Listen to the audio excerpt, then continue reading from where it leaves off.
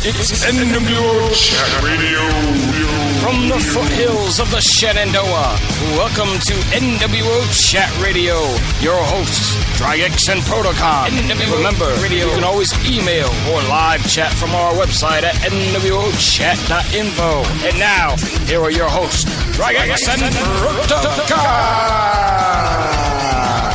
NWO Radio.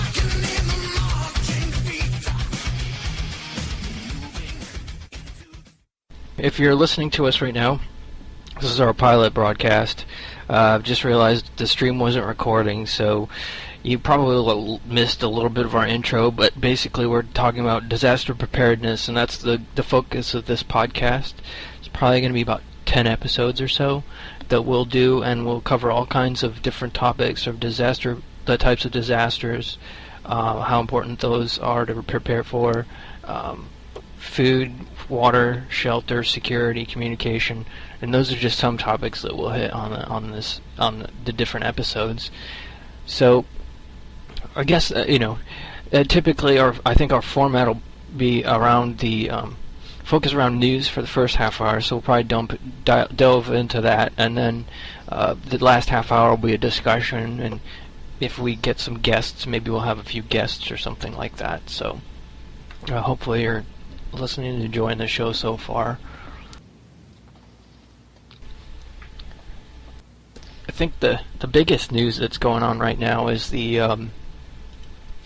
North American Defense Act. I believe that's what it's called. I think the Senate bill is Senate Bill 1857, if I'm not mistaken. Okay, yeah, that sounds about right. Yeah, it's the National Defense Authorization Act, sorry. And basically what that does is, from whatever thing I'm reading, is allow anyone in the U.S. to be arrested by the military, which is something that's completely different, that hasn't happened in I don't know how long, hundreds of years, at least since the Civil War.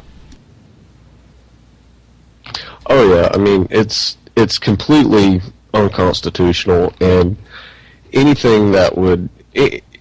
that challenged this in a court system, they would have to throw this out. I mean, this is completely just way over the top of anything that I've heard about recently, and quite frankly, it's pretty scary once you really think about it, because they can basically classify anyone they want to as a threat to national security and come get you and hold you for an indefinite period of time without any form of due process, and that's not cool. Right, and I've heard that the president is supposedly going to veto this, so hopefully he will veto it. If he doesn't, then something's really messed up. But I heard even if he vetoes it, then the Senate will just go back and vote on it again and pass it. And then at that point, that's when Supreme Court would have to step in, I'd imagine. But I don't think it steps in unless it's challenged by someone else. And I'm sure that the various different rights groups will do that too. Oh yeah, I don't, and this is just my personal opinion, but I don't really get behind too many things that the ACLU supports. But that is definitely one thing that I'm 100% with them on. Yep, I know what you mean. That's a situation that, to me is like a symptom of a type of disaster, and that's like martial law kind of a thing. I think that if you have a major disaster, you're going to end up in martial law no matter what the situation is.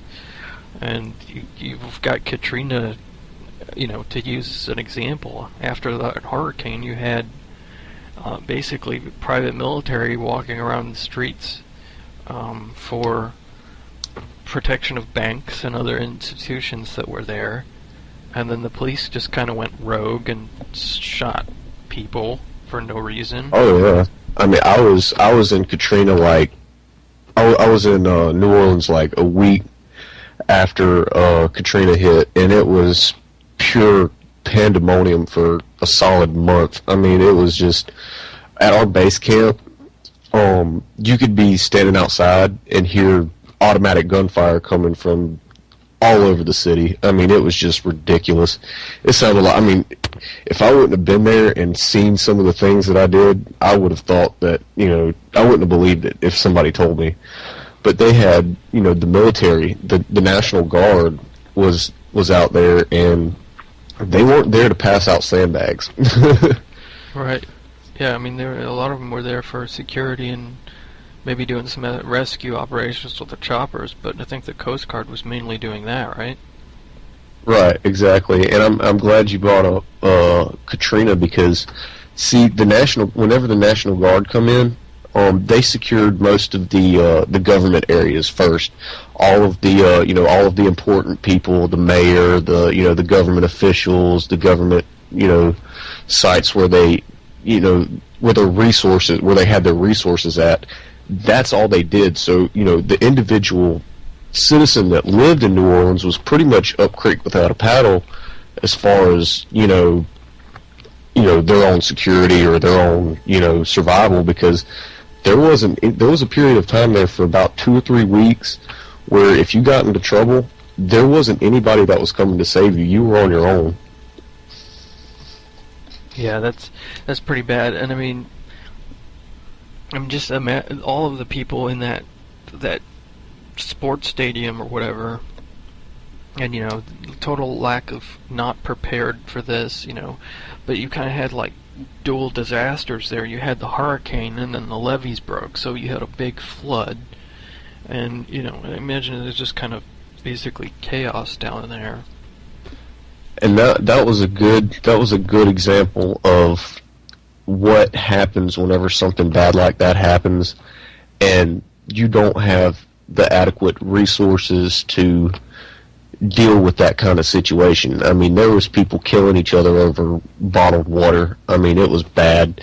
There was I was talking to a guy. He was he lived in New Orleans, close to the lower Ninth Ward, where the crime was really bad at, and he said there was a group of people, looters, that were coming up the block and going from house to house, literally just stealing and looting anything that wasn't nailed down to the floor.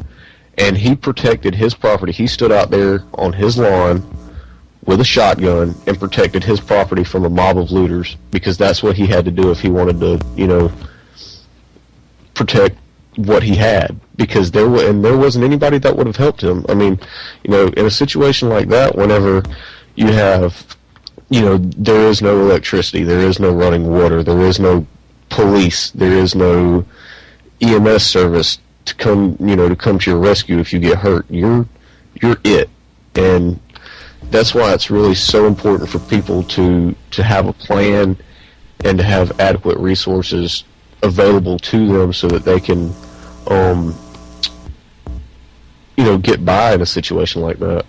Yeah, that's pretty crazy, the whole situation. So, I mean, so going back to the National Defense Act, I mean, the president has the authority to basically declare anyone an enemy combatant, and then that would strip you of your citizenship, and then basically that's when they could enforce this clause of the NDAA and basically arrest you and put you in prison indefinitely. Now, I guess I can kind of understand the position that you described, where if they were actively investigating someone and then they decided this person was a threat to security or national security and they weren't a U.S. citizen, like myself.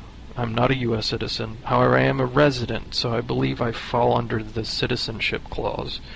But if they weren't a citizen, then they could just hold them indefinitely. Whereas if it was a citizen, then they wouldn't be able to do that. They'd have to just go and arrest them as normal, if I'm understanding their logic correctly. Right, correct. But see, the bill itself has a loophole in it that allows them to officially the bill doesn't apply to U.S. citizens, But there's a loophole in the bill that actually allows them to void that particular part of the bill, and they can apply it to anyone. My thing is, if you have a legitimate reason to suspect that someone is a threat to national security, by all means, do whatever you have to do to stop that person from going through with, let's say a terrorist attack or, something crazy like that. But whenever you start classifying, whenever you just do a broad spectrum nullification of people's constitutional rights, that is a very dangerous thing, because this law allows for the government to basically abuse that authority, and which is, quite frankly, authority that they shouldn't have anyways, because it's unconstitutional. They've basically done an end run around the entire Bill of Rights with this piece of legislation. Right. And see, that's the thing, the Constitution is essentially designed to restrict the powers of government. It's not to give government powers. It's to basically empower citizens to, be upstanding citizens and have certain individual freedoms that, are important. Right, and I mean, it's just really disturbing. I think that this will be shot down in the courts. I think it'll probably get tied up for a while and debated and kicked around, but eventually, ultimately, they're going to have to repeal this piece of legislation if the president doesn't veto it before then. I mean, because you can't say you're a free society and then allow your military to basically become a police force and arrest anyone that they feel like they want to for whatever reason. Exactly. So then the next thing is since this is a string of basically turns the U.S. into a battlefield, it kind of leads us into the next thing, which war basically is one big huge disaster. To me, it's a failure of diplomacy. In one aspect, or it's basically a tool to implement one's own will of force on another. So we had apparently Russia's saying that it's going to start retargeting its missiles to the U.S. if it doesn't take down its missile shield. Yes, I was reading that article earlier, and I was watching the video that was linked in the article, and Russia's president had basically gave the U.S. or NATO actually an ultimatum, basically saying either you take these missiles offline or take this missile defense system offline, or we're going to blow it up. I mean, was pretty much what he said in the video in a nutshell. He also mentioned about withdrawing from the New START treaty, which I thought was pretty strong language, Yeah, it's pretty interesting. Because from what I hear, Putin wants to basically take over again, and I don't know if Medvedev and Putin are having issues with each other, or it's just rotate the dictator kind of a situation. Right, and I don't know where people get this illusion that just because Russia isn't known as the Soviet Union anymore, that their sentiments towards us have necessarily changed any since the Cold War. Right. Yeah, I mean, it doesn't. It just doesn't. It's all geopolitics and geostrategery that these governments play, and then people at the lower end of the totem pole, soldiers and citizens, end up having to pay the price for it in some god-awful war in the middle of BFE. Well, I think it's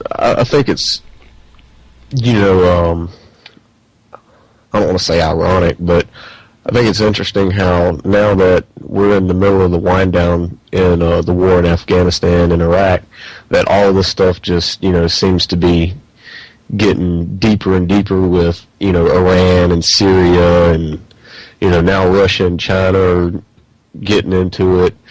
The U.S. really needs to be careful how they navigate around this,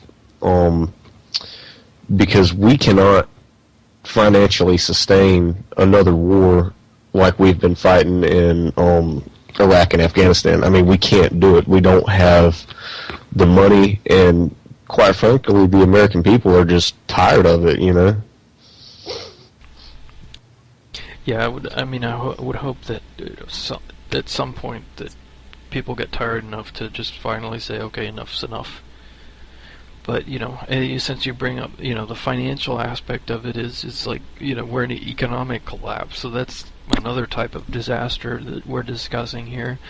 And all kinds of mini disasters can spawn off of an economic collapse because people just don't feel safe or secure, and food is a big issue in terms of security. You've got revolutions and rioting going on all over the U.S. and other parts of the world. People are dying by the day in Syria, which is completely horrible and unfortunate. It doesn't seem to stop. And as I said, food is a big part of that. And, in the U.S., food is used as a weapon or a tool to coerce other governments. And so, basically, let's use Egypt for example, because it's the most recent rioting. Almost 50% of their average income went to purchasing food, and if someone can't get a meal for like 2 or 3 days, then there's going to be problems. And supermarkets usually only have like 3 days worth of food, and then they're out. So exactly, and that's another. That's another thing that, Hurricane Katrina pointed out to us. After about 3 days, when people figured out that, the water had stopped working and the supermarkets were closed and people were starting to get hungry, that's whenever things usually get violent very quickly from there. Because when people can't get the food that they want, that they're used to having on a normal basis, they will find ways to acquire it one way or another. Yeah, and that's that to me is where things would start to break down if people didn't have food. I think we were without power for about a week or two a couple years ago when we had a blizzard come through here, and we couldn't go out to the store or anything to get food, and it was just we fortunately had stuff here, and for our power only went out for a couple hours, but I know other people were out for a longer while. And then we also had a hurricane a few years ago, and that's what I was thinking about. That's when we were out of power for about a week, and that was interesting to say the least. I got a lot of reading done, though. Yeah, and another headline, and this is one that I've been reading up on here for the past hour or so since I seen it in that email that you sent me earlier, is this new genetically modified strain of avian flu that a microbiologist in, I think, the Netherlands has concocted. He's basically modified the H5N1 strain to be more easily communicable between humans. So it has a lethality rate of 50%. 50% of the people that get this virus will die from it. And now that he's helped it along a little bit, it's as easily transferable between human to human as regular seasonal influenza. That is very, very dangerous, and I think that this guy should be fired and imprisoned for even doing this kind of research. Yeah, it doesn't make any sense. I mean, the things that I've read about it, it's like it only took 10 generations for this to mutate, and basically what he did is he used ferrets, because their respiratory systems are similar to ours, and just transferred it from one ferret to another until after 10 generations it became airborne, and then the ferrets would just get infected from it. And it basically, it's 50% lethal.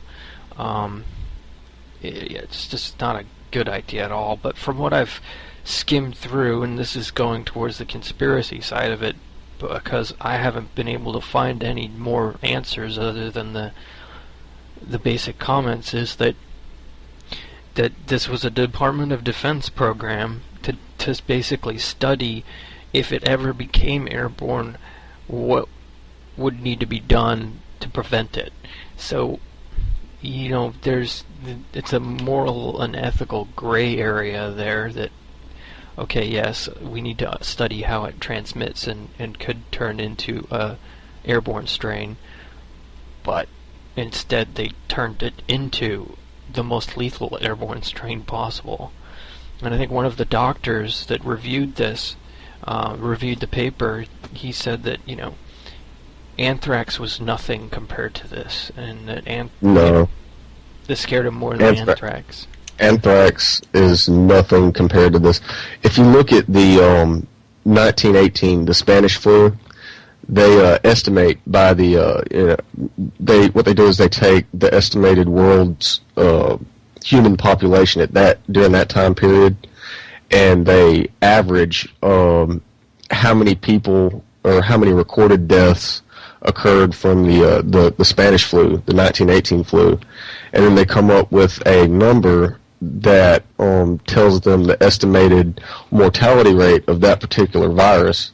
Now, according to the research that I've done, the mortality rate for the 1918 Spanish flu had a mortality rate of, I think, 2%.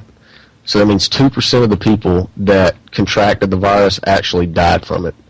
Now, compare how many people died from that particular strain of the flu to this newly modified strain of avian flu, which has a mortality rate of 50%. So what they're saying is the Spanish flu of 1918 only had a mortality rate of 2%, and look how many people it killed. Now you're talking about a virus that is capable of a mortality rate of over 50% of the people that it infects will die from it. Yeah, that's crazy. That's pretty unbelievable. So let me just do this real quick. If you're just joining us, this is NWO Chat Radio. I'm Drygex and co-host is Protocon. If you'd like to contact us, you can check our website out at nwochat.info, and contact us at contact@newworldorderchat.com. We have a Twitter page. It's at NWOChat. And we're just, doing our pilot episode here and talking about different types of disasters that have occurred and could occur. And then we'll be going into some other topics in later episodes. And so, getting back to this whole flu thing, could you imagine what a society would be like if 50% of the population just up and disappeared? I don't know, what kind of shock people would be in. That would be completely crazy. I mean, we have numerous instances throughout history that demonstrate exactly what would happen in a situation like that. Look at the bubonic plague. Over 1/3 of the entire population of the European continent was dead. There were so many people that were dead and dying that there wasn't enough people around to bury the bodies. I mean, back then you could just walk down the street and see dead bodies laying everywhere. And that causes, all kinds of other diseases, as a result of that.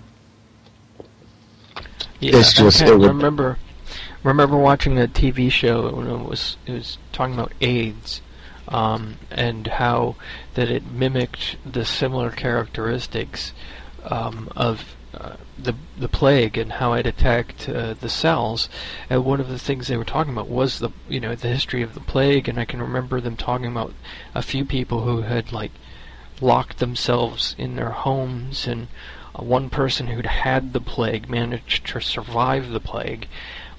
They weren't sure exactly why, but basically their account was that they drank a big giant jar of fat, and that because they thought that would heal them or help them. And thinking about it, it probably didn't do a whole lot to help the plague, but I'm sure that drinking all of that probably gave them a lot of energy to help fight off what they were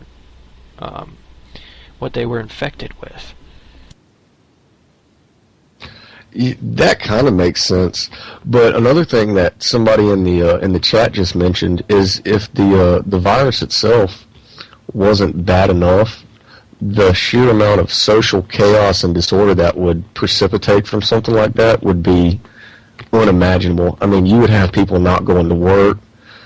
Essential social functions would shut down. There would be no police. There would be no EMS, and that would result in an entirely different situation, separate from the actual pandemic itself, which would be another disaster in its own right. Right. And I would imagine this thing, it takes probably a week or two before any kind of symptoms are even found after you've been infected. So people would go to work and spread this, and then everyone would just all of a sudden up and get sick if it were to ever get out. Hopefully they could contain it, but by that time it would be very, very difficult. Because if you think about someone who maybe they caught it on a bus, all those people in that bus would then be infected. So 2 weeks later we would find out about the people who were infected by the bus. Well, maybe one person on that bus went to the airport, and then they spread it to a different country. It would be completely all over the globe, I think, before they could even do anything to quarantine it. And with that massive amount of loss of life, you have to think about other systems and other things that rely on people to operate.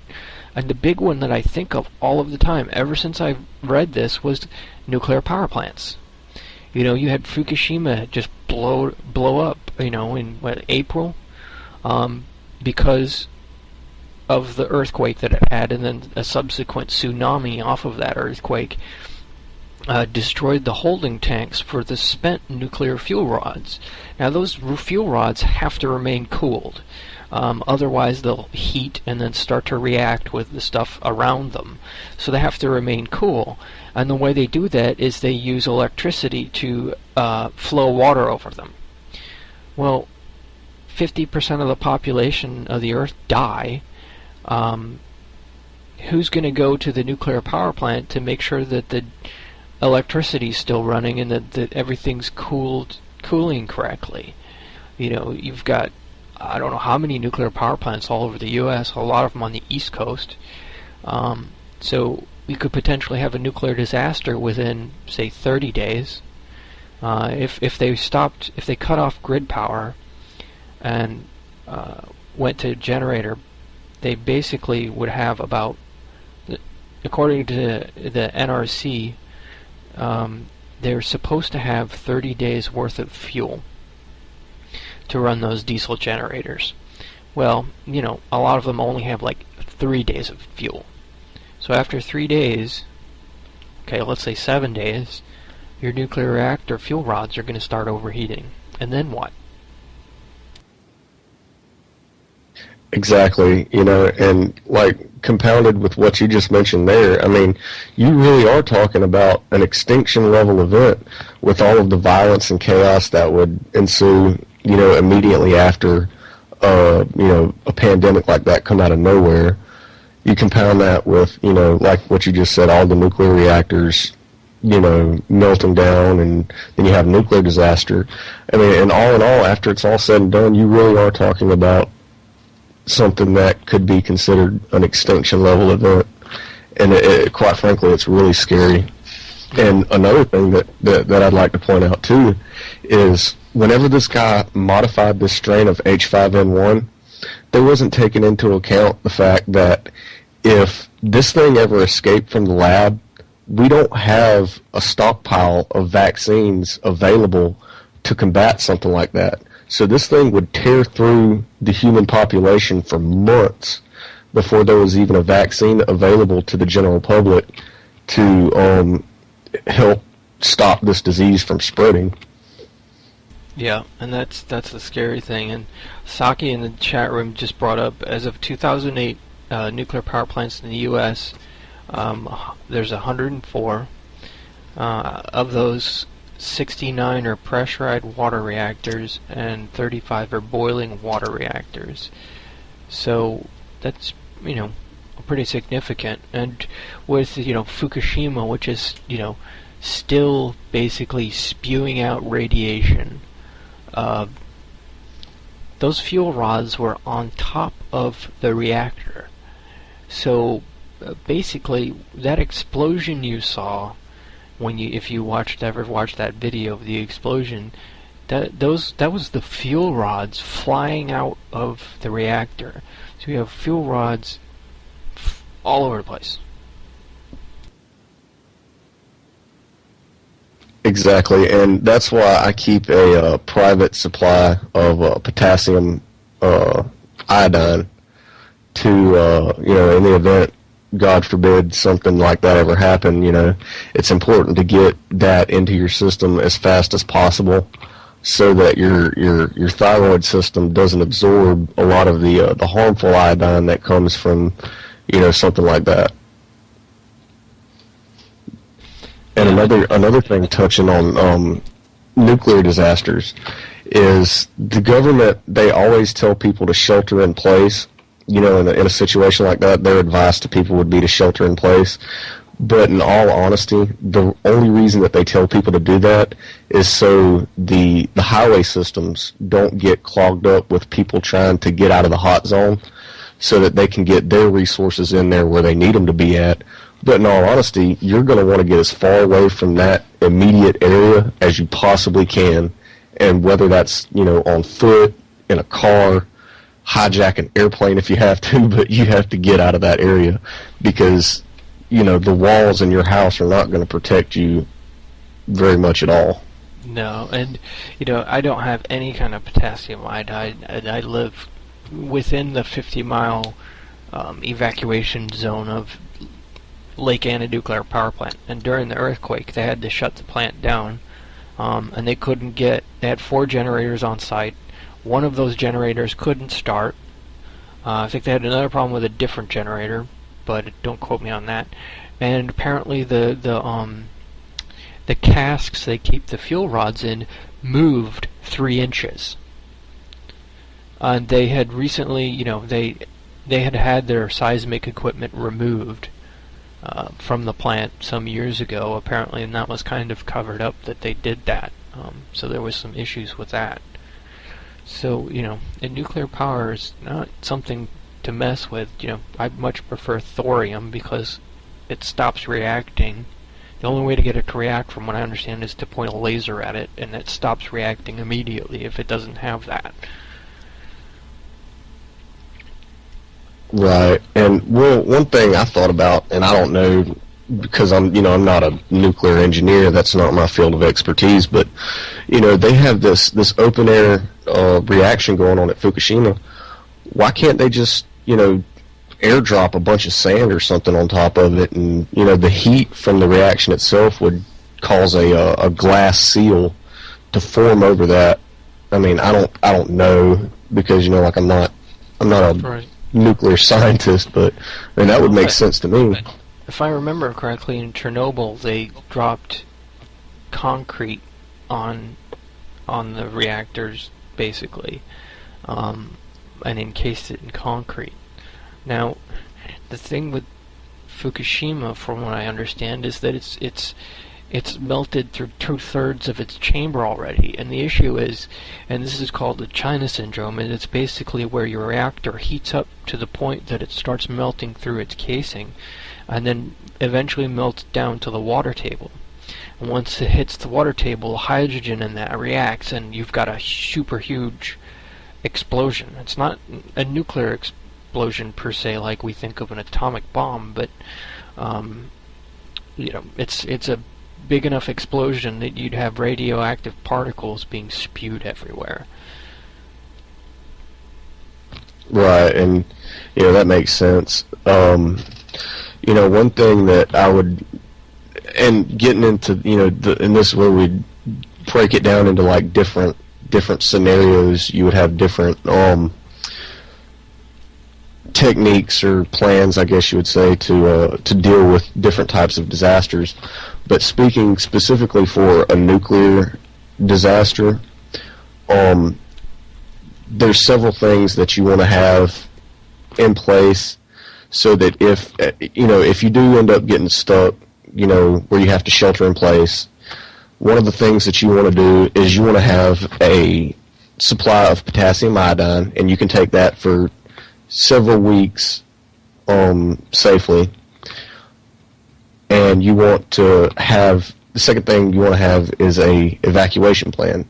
If your evacuation plan is not viable, where you can't get out of the area, immediately, and you end up having to shelter in place, you want to have a place where you can go that has the thickest walls possible. Find the biggest, heaviest concrete building that you can find, seal it up as best you can, and have a decent supply of food and water available to you. And you can do that. You can either bring that with you in the form of MRE rations and stuff like that, or you can have, if you wanted to set up an evacuation route where you had to get out of the area on foot ahead of time, you can actually set up caches along your evacuation route where you can resupply every so often if you had to. Right, that makes sense. I've got the one thing that I did get a few years ago, and it was like a special, was one of those nuke alerts, and it's like a keychain thing that chirps to you when it detects radiation. I think mine was busted, so like if I went into an air-conditioned room and then out into the searing hot heat of the sun, it would chirp. But I had a backup, so that seems to be still going as far as I can tell. I haven't had it go off maybe but once, and that was kind of an odd thing because it was just sitting there on my desk. I'll tell you a good way to test it is get it close to your hot water heater. A lot of people don't know this, but your hot water heater actually collects a lot of radioactive isotopes over an extended period of time from tap water. I mean, because there's minute amounts of different radioactive particles in your tap water, and over a period of time it collects as a sediment on the bottom of your hot water heater. So a good way to test that would be to get it, just stick it up beside your hot water heater, and you can test it to see if it's working. That's pretty interesting. I might have to try that actually. So, with the whole H5N1 and the complete collapse of a society, you'd also have, it's kind of changing gears a little bit, but other groups forming and other people struggling to take power, and we're kind of seeing that for different reasons in Mexico with the drug cartels. And that's kind of scary because it's like, how long does it take before it starts trickling over into the U.S. and could that destabilize things a little bit? And one of the things I found very interesting that I don't follow the drug cartel stuff much, but apparently Anonymous a few months ago said that they were going to release a large list of drug cartel members. But that actually didn't happen because the drug cartel called their bluff and basically said, for every name you release, we're going to kill 10 people. Right, exactly. And Anonymous, they do some good things, but going after a multi-billion-dollar a year international group of narco-terrorists was not one of their smarter moves. I mean, you're talking about organizations that bring in billions and billions of dollars every year they have money and resources to throw at, pretty much whatever they want. Anybody that threatens them is really putting themselves up for a bad situation. And another, that kind of goes into one thing that we should talk about in one of the episodes is security. I mean, there's different aspects to security in a situation like that. But like you said, there's different groups. In an event where there is total social disorder and breakdown of society, it's good to have a plan with other people.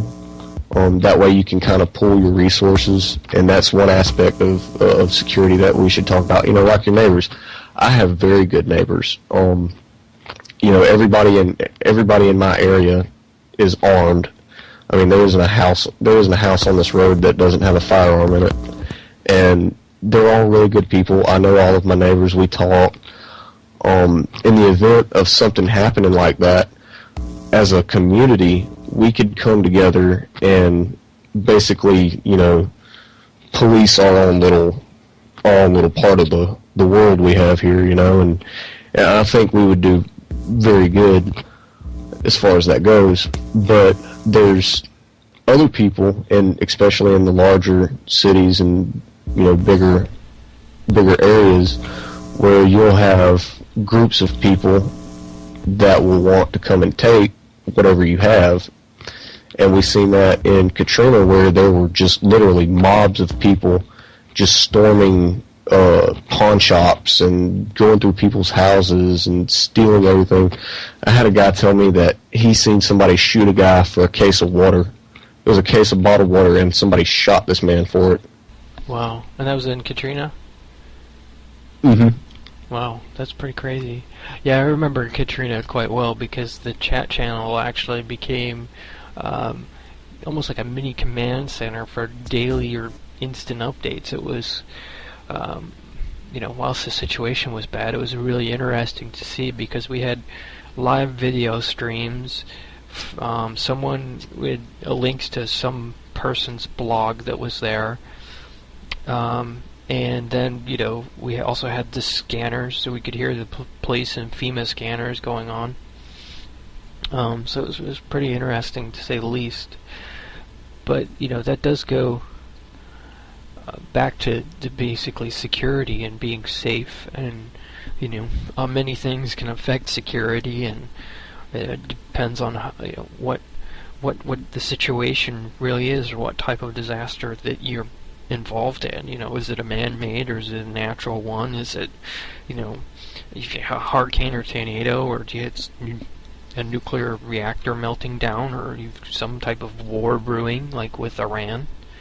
Or, maybe it's just a societal and economic collapse. And, one of the biggest issues we've got right now with the economy, a lot of people are concerned, is that it looks like the euro itself is going to collapse. The currency is going to collapse, along with the whole the union itself, because people just don't trust the governments to be able to function over there, because they're in so much debt.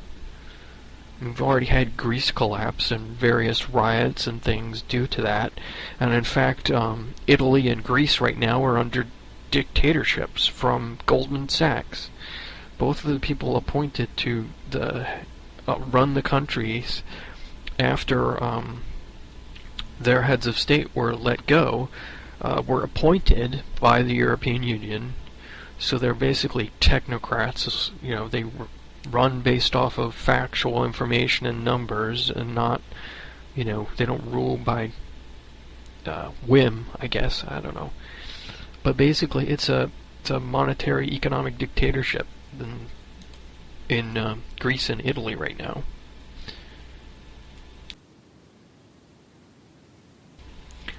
So it's pretty interesting, to say the least, of what's happening over there.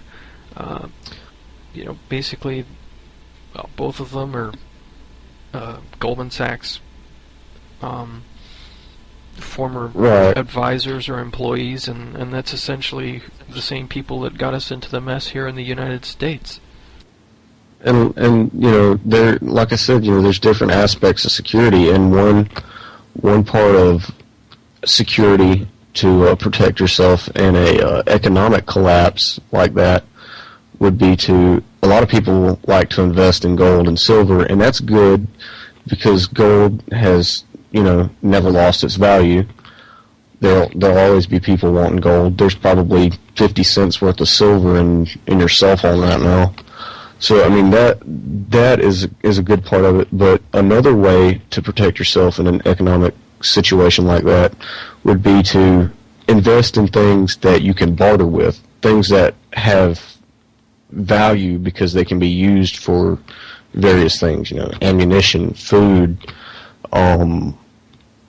alcohol. Alcohol would be a big thing that you could barter with because there's always going to be people who want to get drunk, and things like that. Stuff that you can stockpile and put back to use as a substitute currency to trade with people for things that you may need that you don't have is a good form of security in an economic situation like that. Right, and one of the things that just got brought up in the chat channel, and was exactly what I was thinking of. Apparently, Gerald Calenti, or whatever his name is, I'm not exactly sure who he is because I never followed him. But, and this is just a perfect example, a company called MF Global recently collapsed and basically took all of the money of their investors and basically squandered it and mismanaged it to the point that they didn't have any. But this guy, if you don't have the physical gold, it's worthless. If you got paper, it's worthless. You've got to have the physical gold or the physical silver. Get it from coin shops or something like that. But this guy had 6 figures. What he thought was gold was actually just paper, and he's completely lost it. So I don't know how you could lose 6 figures. I don't think I'd ever see 6 figures in my bank account. I just don't understand how stupid that guy could have been. I know, and I trade on the market every once in a while, but not so much anymore.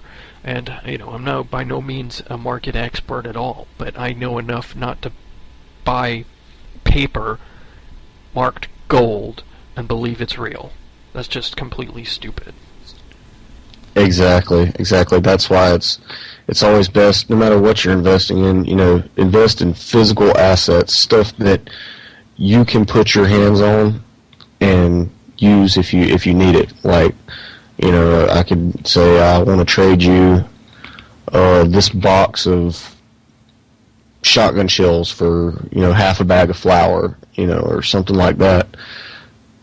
Because in the event of total systems failure, I guess if you want to use that term,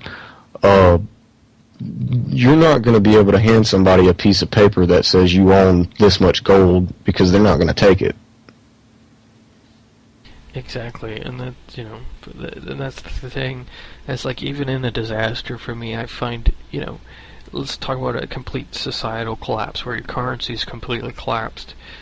Gold would become important. It's trading a coin. I even think that even quarters and nickels and dimes and stuff like that would be something that people would barter with, to be honest. Just because it's there, but they would know that the paper doesn't mean anything. The coins really don't mean anything. It's just a method of exchange. And so I find it, even though people say, you want to have gold or whatever, to me I think, trading that nice bottle of perfumed shampoo to some woman who's got, selling fruit or whatever, might actually be worthwhile to that person more so than here's a gold coin. Until another form of currency comes about, then that's that gold coin's kind of worthless in some respects. Oh, exactly, and that's that's a big thing, because you can't eat gold, you can't eat silver, you can't use it to stop yourself from bleeding or whatever. Other things that can be practically used by people in a situation like that are going to be what people will use as currency in that type of situation. Right, and so, if you've been prepping and stockpiling, and you've got a little bit extra, then, maybe you can afford to trade a substantial part of it off, and you could be selective and say, okay, I'm only going to take gold coins for this, so that eventually, when a currency does form up, I would imagine there'll be some type of gold exchange into that currency. Or maybe gold will just become the currency, and then you'll have a better situation. So if you things to do, and I think past currencies, people used to trade shells, and that was their currency, and I think in some other societies they used seeds even. So there's a lot of different things you can use for a medium of exchange.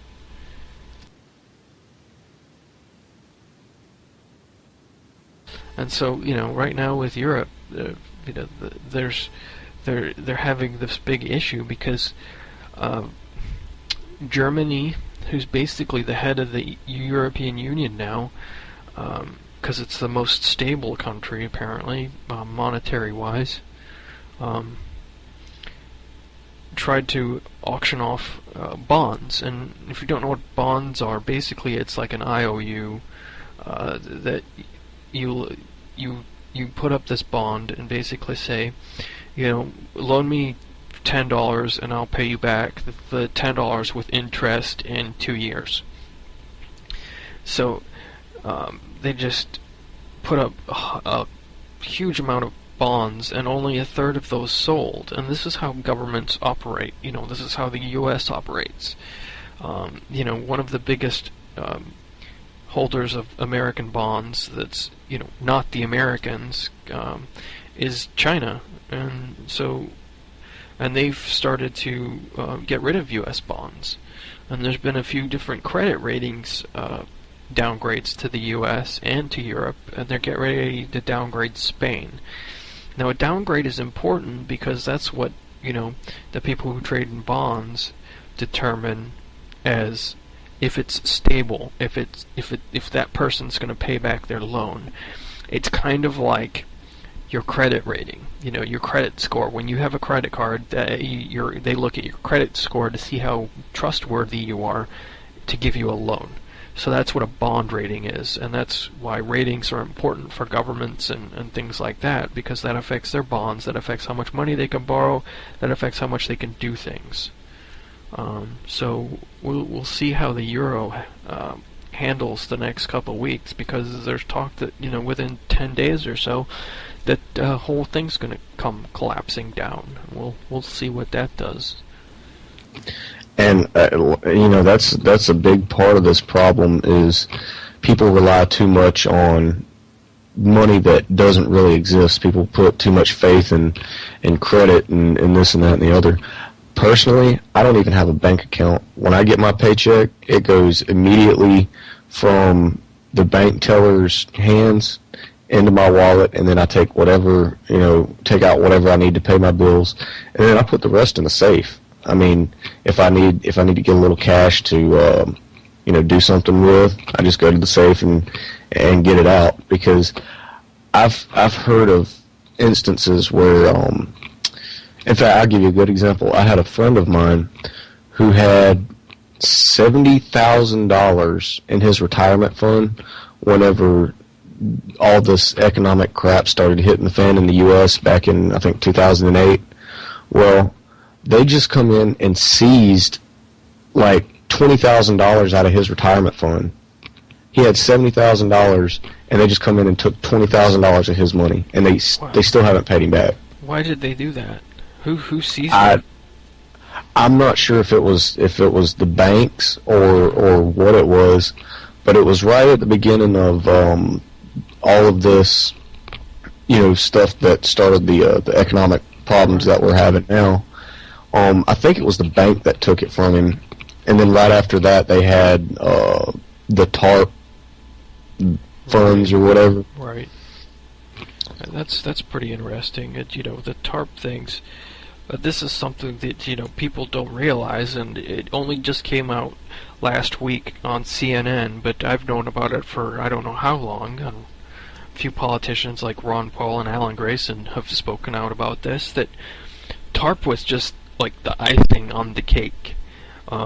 You've got a $700 billion sheet of icing on top of a $7 trillion cake. They got $7.7 trillion in aid from the Federal Reserve. They got loans from the Federal Reserve at 0.01% interest rate, so basically free money. And what do they do with that money? They basically, it's like a shell game right now. This is how our economy works. It's like a complete shell game because it just goes from the Fed, and they loan money to Goldman Sachs, and then Goldman Sachs goes to the Treasury and buys bonds, and then those bonds, once they mature, go back to the Fed, and then the Fed gets the credit, that they helped the economy and increased the economy.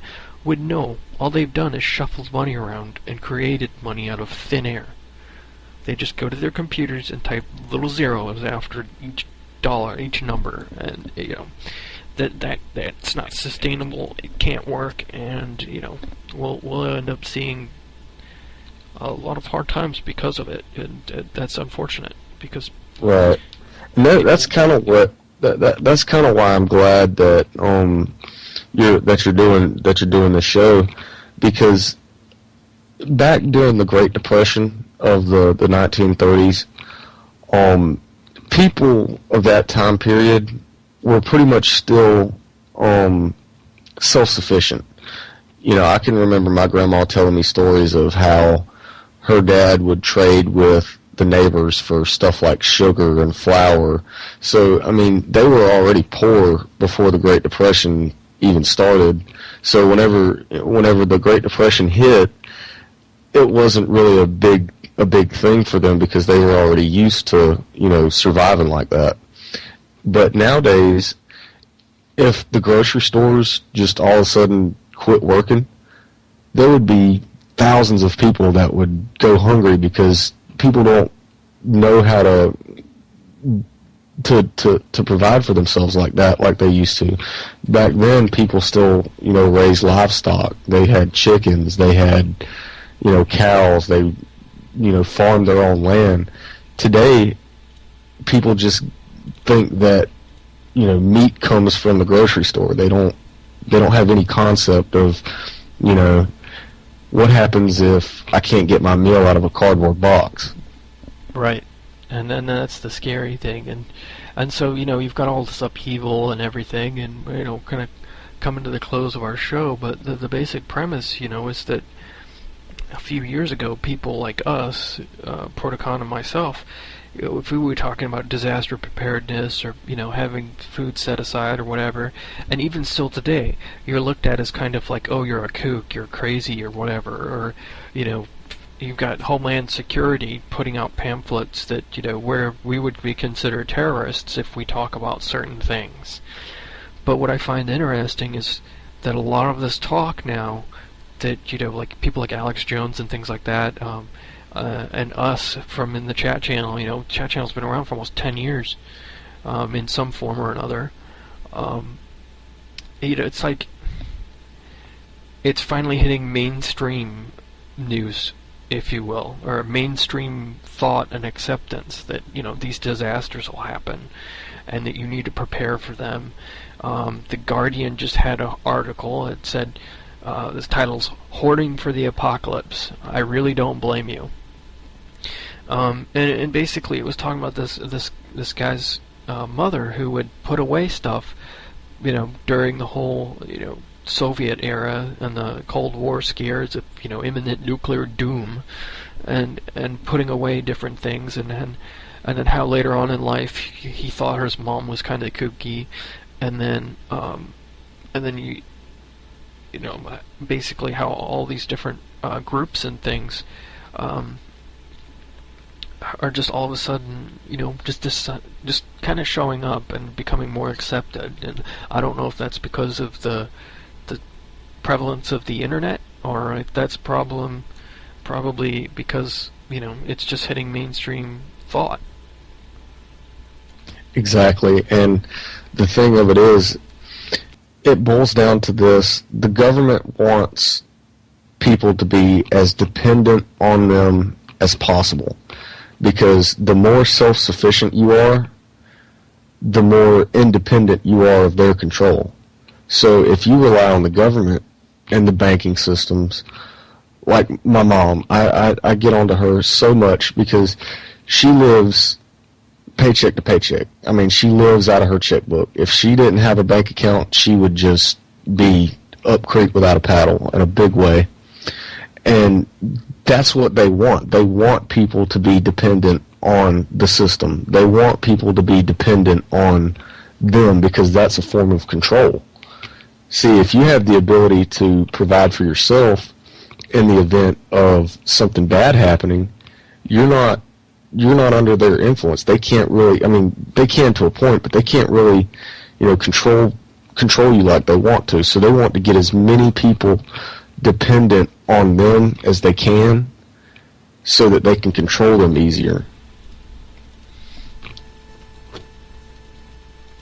Yep, that's exactly why, you know, that, you know, the mainstream media seems likely to try and guide how people should think, and don't give them all of the information. You have to go to the internet for a lot of it. You know, all the topics we've discussed. You know, I don't think I've seen them on CNN or heard them on the news. But you know, I don't really have a whole TV, so I very rarely see an article on CNN that I haven't seen somewhere else first, and it seems like they're so behind.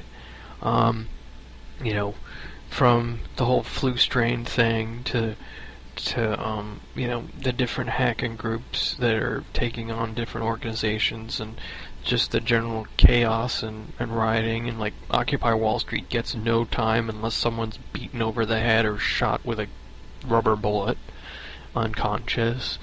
You know, it just seems like things are like escalating more and more, so that it's important to have some type of plan and, you know, work towards that as a goal, even if it's just a small stockpile of something. So, with that said, you know, I hope you enjoyed our show this evening. Again, this is our pilot show, so please give us feedback on what you liked, what you didn't like, what you think we could improve upon. As always, you can email us at contact@newworldorderchat.com, and that's spelled all the way out, or at our website, nwochat.info. And that links directly into our chat room. Look for DryGex or Protocon if you got any questions or comments. We're happy to answer. We have pretty lively discussions in the chat room off and on. There are some rules that, you know, are in the chat room, so please follow those, and those are posted on our website. And you can also hit us up on Twitter at NWO Chat is our Twitter tag. So again, you know, maybe in the future we'll be able to do some take some phone calls and things like that through Skype. So we hope you enjoyed the show, and thanks for tuning in.